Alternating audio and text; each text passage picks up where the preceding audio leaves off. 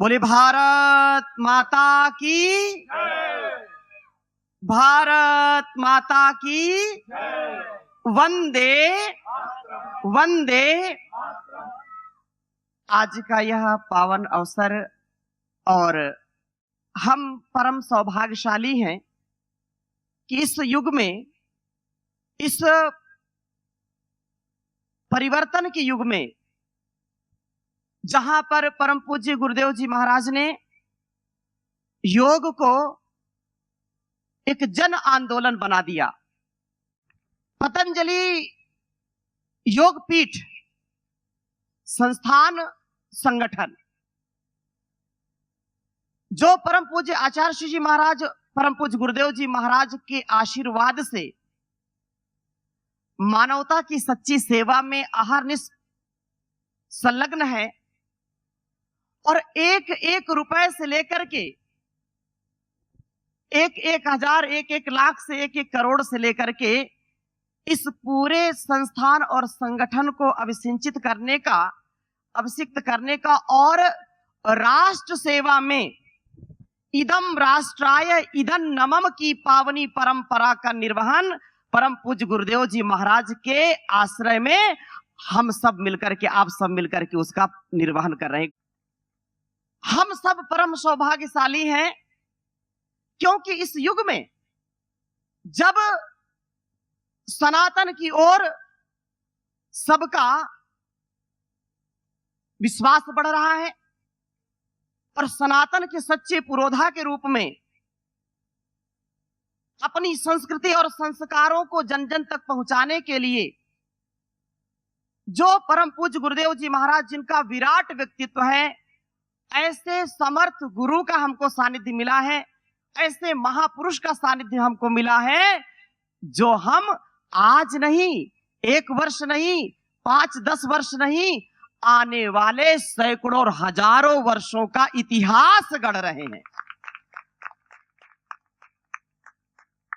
हमारी संतानें चरित्रवान हो, बलवान हो, बुद्धिमान हो, उनके अंदर रामकृष्ण जैसा चरित्र हो, गौतम, कणाद, जैमिनी, पतंजलि, पाणिनि जैसा मस्तिष्क हो, महर्षि देव दयानंद, विवेकानंद जैसा राष्ट्रभक्त और ईश भक्त का उनके जीवन में दिग्दर्शन हो, ऐसी पावनी प्रेरणा को, ऐसी पावनी संस्कृति को जो परम पूज्य गुरुदेव जी महाराज ने सबके अंदर संचारित किया है और एक एक बूंद खून हमारी इस राष्ट्र के लिए, इस मातृभूमि के लिए, इस योग धर्म के लिए, राष्ट्र धर्म के लिए होनी चाहिए।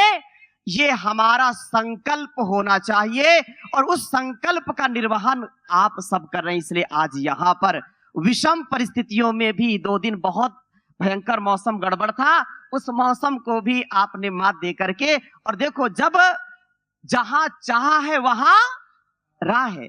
परम पूज्य गुरुदेव जी महाराज की कृपा हमारे ऊपर है, तो बस जरूरत है कि हमारी कृपा हमारे ऊपर होनी चाहिए। किसकी कृपा? हमारी कृपा हमारे ऊपर होनी चाहिए, क्योंकि हमारा जीवन इस जगत के कल्याण के लिए है। यहां एक एक व्यक्ति राष्ट्र की अभिव्यक्ति है। मैं एक व्यक्ति नहीं, मैं पूरा राष्ट्र हूं। अपनी इस सनातन पुरातन ऋषि परंपरा को घर घर पहुंचाने का समय आ गया है। जैसा भी हमारे राज्य प्रभारी और सभी हमारे वरिष्ठ इस बात को स्वीकार कर रहे थे और हनुमान जी भी बोल रहे थे कि अभी तो ये कुछ भी नहीं है, आने वाला समय बहुत जल्दी इतिहास पलटने वाला है और उसमें आप सबकी महती भूमिका होने वाली है। जहां पर कोई रोगी ना हो, जहां पर कोई भोगी ना हो, जहां पर सब अपने माता पिता गुरु आचार्य का, अपनी संस्कृति और संस्कारों का विगत जो संसार की हमने विभत्स और बहुत ही संकीर्ण, बहुत जो दुखदाई चीजों का दर्शन किया, वो अब हमको उसको दोबारा दोहराना नहीं है। इसलिए ये युग योग का है। किसका युग है? ये योग का युग है। ये योग धर्म, ये राष्ट्र धर्म है, युग धर्म है, ये सच्ची मानवता का धर्म है, ये विश्व का धर्म है। इसलिए अपने स्वधर्म का, स्वकर्म का पालन हमको हर हाल में, हर काल में करना ही हमारे लिए श्रेयकर है। यदि अभी नहीं तो कभी नहीं। ऋषि परंपरा का उद्घोष हमारे जीवन में होना चाहिए। हम जीवन को ऐसे जिए जिससे सारा जगत धन्य हो जाए। ये तो जीवन मिलता है और तन मन धन मिलता है, सबको मिलता है, लेकिन तन मन धन से वही धन्य होते हैं जो अपने जीवन को राष्ट्र हित में लगाते हैं। नहीं तो निधन को तो प्राप्त होते ही सब, निधन तो सबका होना ही होना है, लेकिन धन्य है वो जो अपने मातृभूमि के लिए, अपने संस्कृति और संस्कारों के लिए जीते हैं। तो आज हम योग धर्म की चर्चा करें। योग धर्म को जीना है मनसा वाचा कर्मणा, और योगी बनना है। जो योगी होगा वही सबके लिए उपयोगी होगा। बोलिए, योगी बनो, उपयोगी बनो, संपूर्ण निरोगी बनो, सहयोगी बनो, उद्योगी बनो। आज का जो दौर है, याद रखना, अगर हम योग नहीं करेंगे, योग नहीं कराएंगे तो बीमारियों से कभी बच नहीं पाएंगे। इस अवसर पर मैं निवेदन करना चाहता हूं कि हम रहे ना रहे, यह देश रहना चाहिए, यह राष्ट्र रहना चाहिए।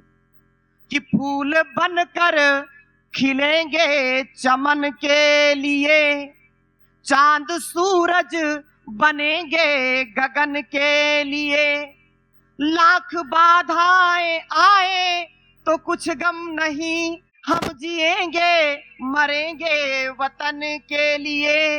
हमारा जीवन जो हमको गुरु ने दिया है, हमको उस भगवान ने दिया है, तो ये जीवन किसी के काम आना चाहिए, किसके?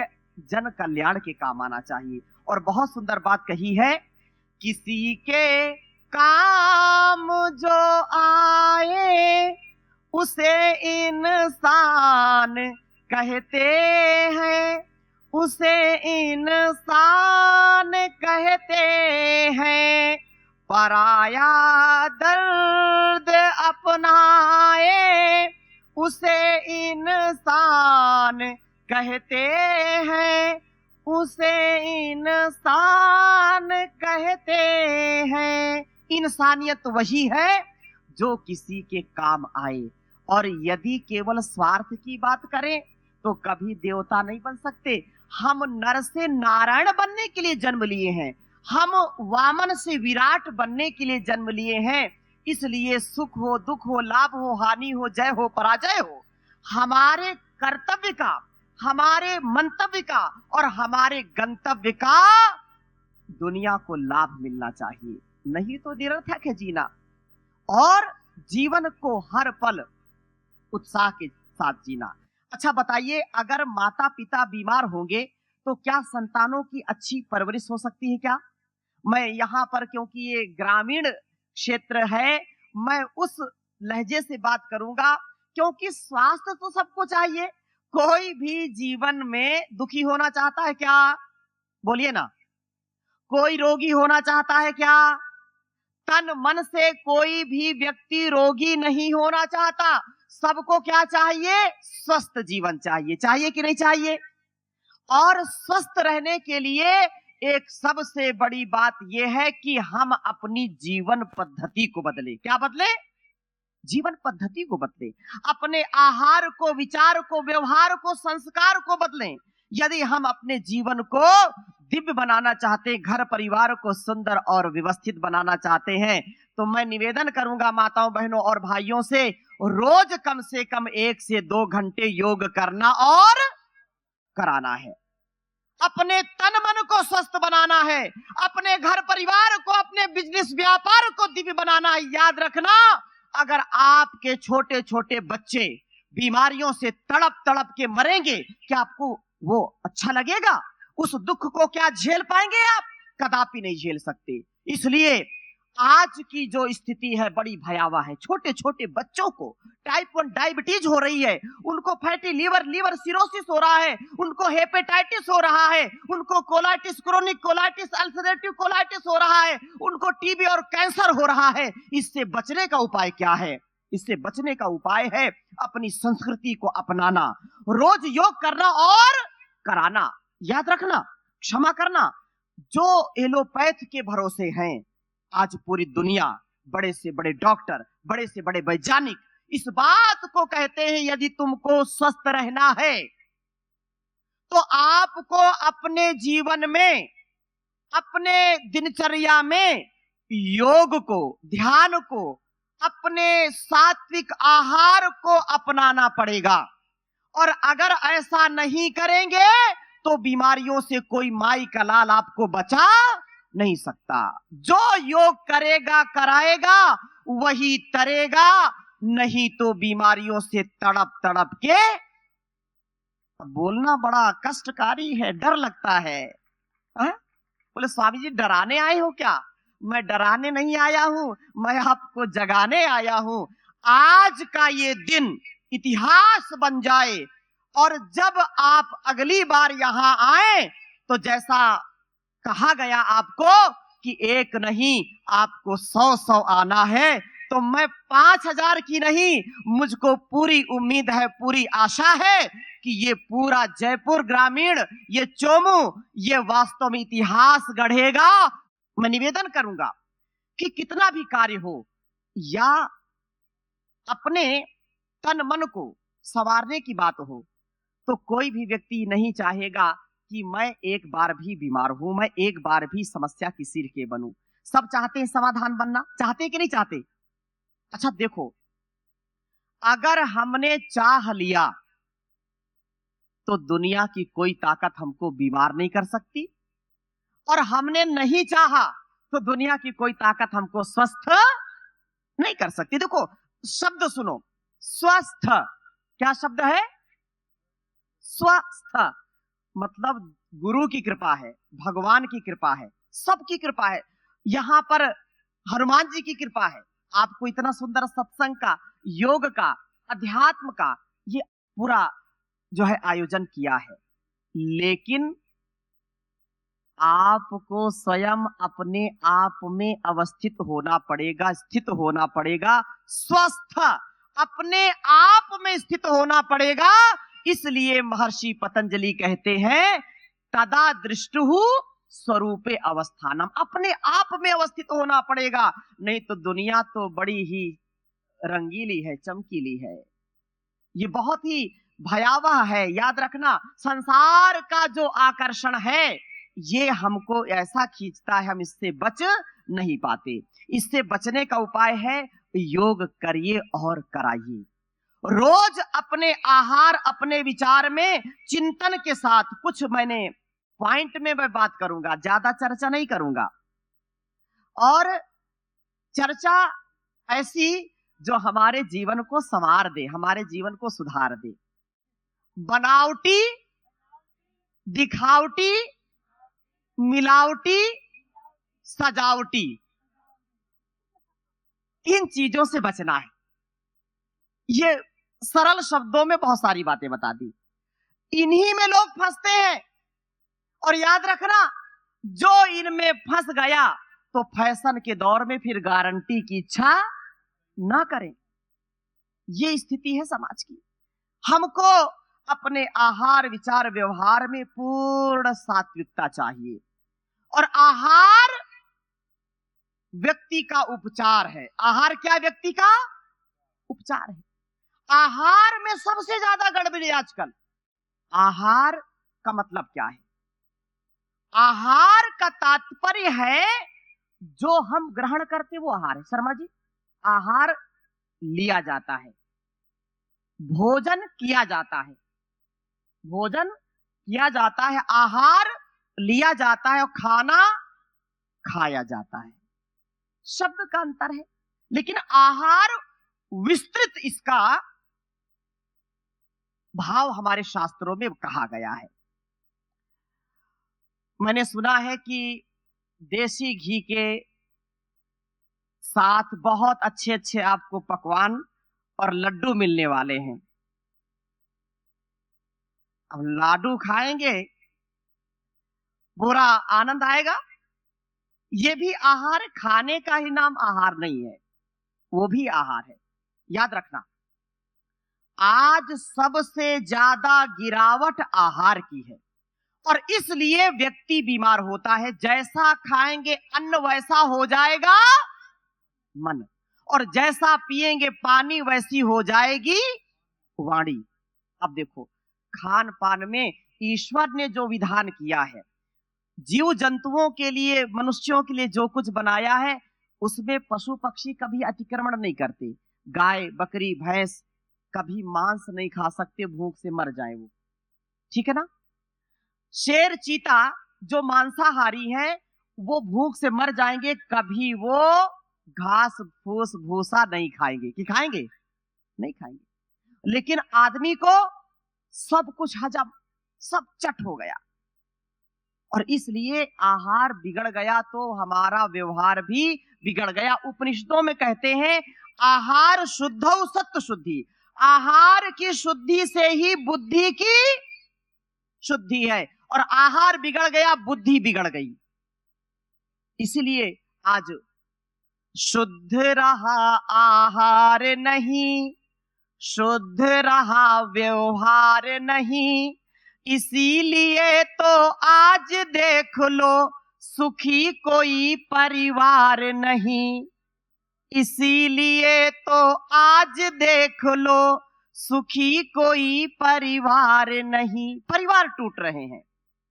और आहार की जहां चर्चा है तो याद रखना, ये 7 ऋषि हमारे साथ रहते हैं सदा। कितने ऋषि? कितने? 7। 2 आंखें, 2 कान, 2 नासिका, 1 मुख। कितने हो गए? 7। और हम इनसे आहार ग्रहण करते हैं। आंखों से रूप का आहार, कानों से शब्द का आहार, नासिका से गंध का आहार, रसना से रस का आहार। लेते हैं कि नहीं लेते? अब देखो, ये जब योग करेंगे, कराएंगे, तो ये आहार हमारे सात्विक ही अंदर जाएंगे, गलत आहार हम नहीं लेंगे। आंखों से हम काम नहीं, राम का दर्शन करेंगे। किसका दर्शन करेंगे? रूप को देख करके काम नहीं, रूप को देख करके राम नजर आएगा, यदि योग की धारा में हम अपने आप को आगे ले जाएंगे। कानों से अच्छा सुनेंगे। भद्रम कर्णे भी शृणुयाम देवा, भद्रम पश्येम क्षभिर्यजत्रा। वेद मंत्र कहता है कि हम कानों से अच्छी वाणी को सुने और आंखों से अच्छे दृश्य देखें। ये सबसे ज्यादा आज बुराई का यही कारण है कि किसी ने कोई चुगली करनी हो तो बड़ा रस आता है। अच्छा, और बताओ क्या कहा था? ऐसा कहा, अरे उसकी ऐसी हिम्मत। अच्छा, फिर आगे क्या कहा? सारे काम छोड़ करके चुगली सुनना और चुगली करना, ये बड़ा रस आता है इसमें। आंखों से हमने अच्छी चीजों का, प्रभु के दर्शन का जो भाव होना चाहिए उसको हमने छोड़ दिया। जैसी दृष्टि वैसी सृष्टि, जैसी नजरें वैसे नजारे। हमको जरूरत है अपनी दृष्टि, अपना दृष्टिकोण बदलने की, और यदि हम अपने दिव्यता भव्यता को जीवन में उतार लेंगे तो हमारे अंदर राम का, हमारे अंदर कृष्ण का चरित्र उतर जाएगा।